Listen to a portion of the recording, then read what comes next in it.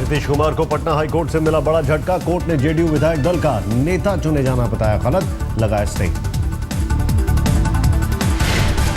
Patna high court के मुताबिक जिस मीटिंग में नीतीश को विधायक दल का नेता चुना गया उसकी संवैधानिक मान्यता ही नहीं। नीतीश को जेडीयू का नेता चुने जाने पर माजी समर्थक जेडीयू नेता ने उठाए थे सवाल, हाईकोर्ट में दी थी याचिका।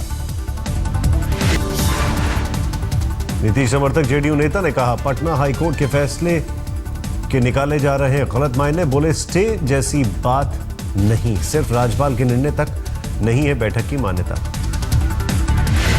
बीजेपी ने एक चुटकी। शहनवाज ने कहा हाईकोर्ट के फैसले के बाद अब खुद सोचे नीतीश राष्ट्रपति से मिलना चाहिए या नहीं। बोले नीतीश पहले पीएम इन वेटिंग थे, अब सीएम इन वेटिंग हो गए। अभी वो ख्वाब देखते थे पीएम इन वेटिंग का, अब आजकल वो सीएम इन वेटिंग हो गए। नीतीश समर्थक विधायक मंजू वर्मा ने मांझी पर लगाया आरोप, कहा जनता की भावनाओं की कद्र नहीं कर रहे हैं सीएम मांझी। हम लोगों का एक ही डिमांड है और इसलिए हम लोग आए हैं क्योंकि हमारे जो अभी वर्तमान में मुख्यमंत्री जो मांझी जी हैं, आदरणीय मांझी जी जो हैं, वो फैसला सही नहीं ले रहे हैं, न दल के हित में, न विधायक के हित में, न जनता के हित में।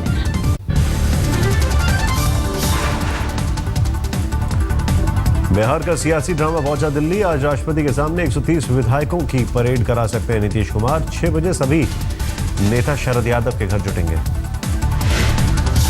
आज शाम 7 बजे राष्ट्रपति प्रणब मुखर्जी से मिलेंगे नीतीश कुमार। 15 नेताओं का होगा प्रतिनिधिमंडल। जेडीयू अध्यक्ष शरद यादव के साथ लालू और मुलायम भी होंगे साथ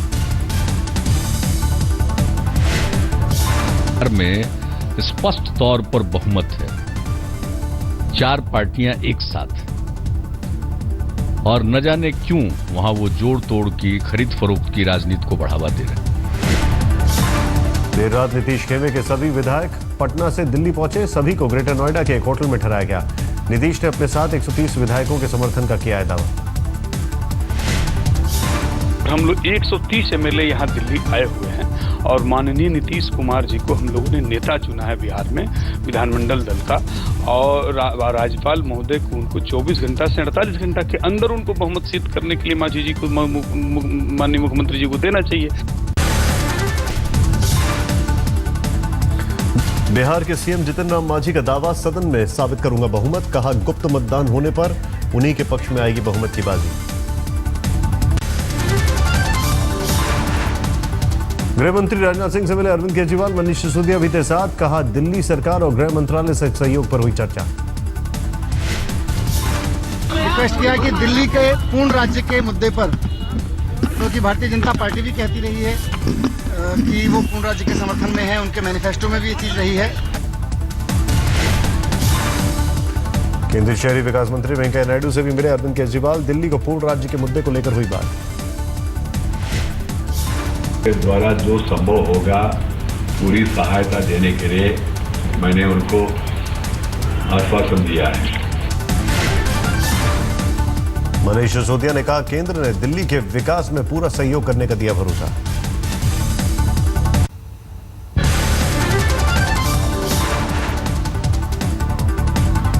आज शाम 6:30 बजे राष्ट्रपति से मिलने जाएंगे अरविंद केजरीवाल। राष्ट्रपति भवन में प्रणब मुखर्जी से करेंगे मुलाकात। कल पीएम मोदी से अरविंद केजरीवाल करेंगे मुलाकात। सुबह 10:30 बजे का तय हुआ है वक्त। आम आदमी पार्टी ने प्रधानमंत्री समेत उनके कैबिनेट के सभी मंत्रियों को शपथ ग्रहण में आने का दिया न्योता। अन्ना हजारे और किरण बेदी को भी निमंत्रण। ऑडियो संदेश जारी कर आम आदमी पार्टी विधायक दल के नेता केजरीवाल ने दिल्ली के लोगों को भी दिया शपथ ग्रहण समारोह में निमंत्रण। कहा आइएगा जरूर। मेरे साथ शपथ लेने ज़रूर आइएगा, क्योंकि मुख्यमंत्री मैं नहीं, आप सब बनेंगे। हम सब दिल्ली को एक बेहतर शहर बनाने की शपथ लेंगे। आम आदमी की खुशियां वापस लाने की शपथ लेंगे। आएंगे ना? ज़रूर आइएगा, क्योंकि मैं आप में से ही एक हूँ, आपकी आवाज़ हूँ। जय हिंद।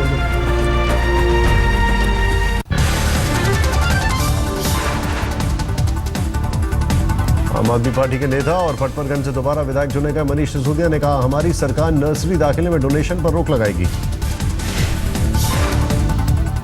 2 करोड़ के चंदा विवाद में आयकर विभाग ने आम आदमी पार्टी को भेजा समन। 16 फरवरी से पहले जवाब देने को कहा गया। आम आदमी पार्टी ने कहा, हम आयकर विभाग को जांच में सहयोग करने को है तैयार। एनजीओ अवाम ने आम आदमी पार्टी का हवाला से चंदा लाने का लगाया आरोप।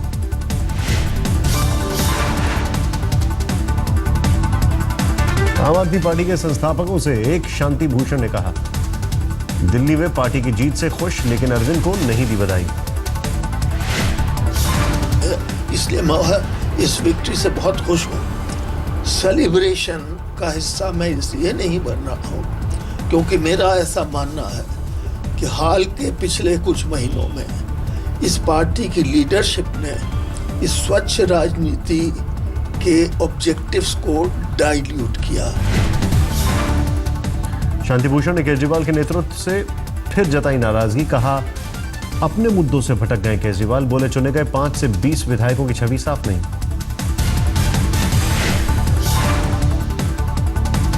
त्रिलोकपुरी से विधायक चुने जाने पर खुश हैं आप नेता राजू धिंगन। कहा, जनता ने जताया भरोसा, अब काम की बारी। बिल्कुल, अभी देखिए सरकार बनने दीजिए, उसके बाद बैठ के प्लानिंग होगी। इसके लिए पूरी तरीके से काम करेंगे लोगों के लिए, जो वादे किए हैं। विकासपुरी से विधायक चुने जाने पर महेंद्र यादव को बधाई देने घर पहुंचे हैं लोग। महेंद्र ने कहा, वादा पूरा करना होगा प्राथमिकता, नहीं तो बीजेपी जैसी होगी हालत। नहीं, जनता ने ज्यादा प्यार दिया, डर किसी का। जनता ने ज्यादा जिम्मेवारी निभाएंगे। जितना जनता ने प्यार दिया है उससे भी ज्यादा।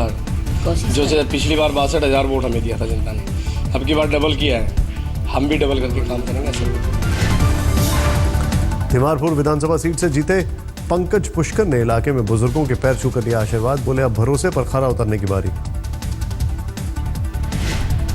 बड़ी प्राथमिकता है लोगों के अंदर विश्वास जगाना, लोगों के अंदर ये आत्मबल पैदा करना कि वो अपने से कुछ परिवर्तन कर सकते हैं। जनता मालिक है, ये विश्वास दिलाना।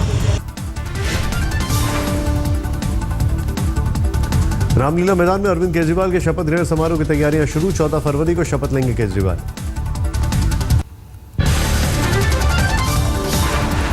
संगम विहार से जीत दर्ज करने वाले दिनेश मोहनिया ने कहा, इलाके में पानी की कमी दूर करना होगा सबसे अहम मुद्दा। जो विकास का एजेंडा लेके हम शुरू से चले हैं, जैसे संगम विहार की बात करें तो वहाँ पानी है, रोड है, उनको जो पिछले 8 महीने में जिस तरीके का काम हुआ है वही चीज़ को कंटिन्यू करेंगे। आम आदमी पार्टी के कई विधायकों ने आज साथ साथ किया रोड शो। जनता ने दिल खोल कर किया स्वागत। बीजेपी सांसद साक्षी महाराज ने ली दिल्ली की हार की जिम्मेदारी। कहा, मुझे नहीं देना चाहिए था 4 बच्चे पैदा करने वाला बयान। साक्षी महाराज ने 4 बच्चे कह दिए, तो साक्षी महाराज को ही नहीं, मोदी जी को मैं इसमें जिम्मेदार ठहरा सकता, ना अमित शाह जी को ठहरा सकता, और मैं कौन ठहराने वाला हूँ। चांदनी चौक से जीत दर्ज करने वाली अलका लामा ने कहा, यह आम आदमी के साथ साथ आम औरत की भी जीत है। बोली, महिला सुरक्षा होगी सरकार की प्राथमिकता। महिला सुरक्षा को लेकर मैं ही नहीं, 6 महिलाएं ही नहीं, जितनी भी आम आदमी पार्टी के विधायक जीत कर आए हैं, अरविंद जी की बात करूं, सब बिल्कुल उसके लिए गंभीर हैं। कोंडली से विधायक चुने जाने पर मयूर विहार में मनोज कुमार के दफ्तर खेली गई होली। बोले, कोंडली में ब्रिज और एमसीडी के रुके काम कराना होगी प्राथमिकता।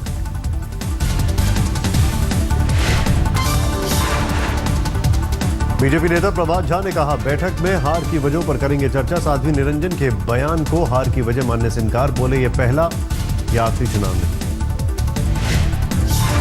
देखिए, निरंजना जी ने स्वयं अपने बयान के बारे में खेद प्रकट कर दिया। उस बात को कहकर हम फिर ताजा करें तो मैं मानता हूं ये ठीक नहीं है। दिल्ली हार के बाद एनडीए सहयोगियों ने साधा बीजेपी पर निशाना। शिवसेना के मुखपत्र सामना में उद्धव ठाकरे ने मोदी के सिर फोड़ा हार का ठीकरा।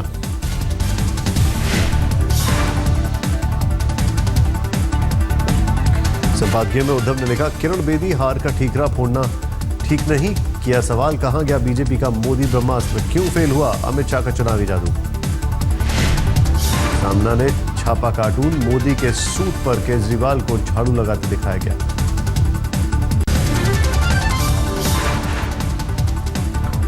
दिल्ली चुनाव में कांग्रेस का खाता नहीं खुलने के बाद अजय माकन ने की इस्तीफे की पेशकश। कांग्रेस अध्यक्ष सोनिया गांधी से मिलकर इस्तीफे का दिया ऑफर। अकाली दल नेता मंजीत सिंह सिरसा ने बीजेपी पर बोला हमला, कहा अपने कार्यकर्ताओं से अलग हो गई थी बीजेपी। नेगेटिव कैंपेन भी हार का कारण। दिल्ली की जो वोटर है वो बहुत ही सूझवान और समझदार है। वो कतई एक नेगेटिव कैंपेन को, नेगेटिव बातों को, ये जो धर्मांतर के ऊपर बातें की गई, ये रामज़ादा और इस तरह के अल्फाजों का इस्तेमाल किया गया, ये दिल्ली के लोगों के गले नहीं उतरे। आज तक से कहा धर्मांतर के मुद्दे को जनता ने पसंद नहीं किया। राम रहीम से समर्थन लेने से पहले बीजेपी ने हमसे नहीं पूछा। होना चाहिए था। ये घोर पाप हुआ है, घोर पाप हुआ है। एक हमारा क्या लोगों पे विश्वास नहीं है? हम धर्म गुरुओं को कहें कि आप हमें वोटें लेके दो, इसका मतलब आप लोगों का विश्वास आपका टूट चुका है, लोगों पे आपका विश्वास नहीं रहे।